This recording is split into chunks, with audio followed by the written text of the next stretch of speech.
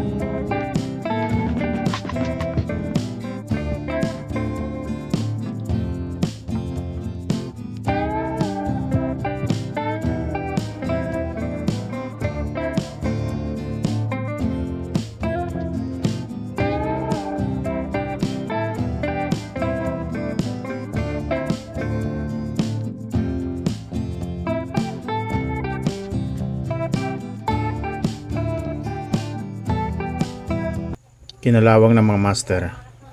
Ayan, e-bike battery. Ito kanyang BMS.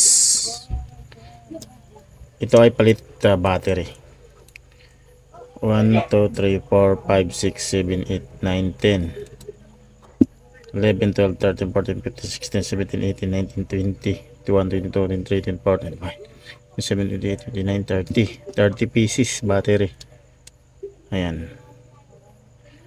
Bali ito ay 10 series 3 parallel. Ayan. Sa sunod na upload mga master ay baklasin natin yan. Hanggang dito na lang muna ang ating video. Maraming salamat mga master. Paki-like and share at papalo na rin kung hindi ka pa nakapag-follow para sa mga updated na mga upload kong video. Maraming salamat. Hanggang sa muli mga DIY.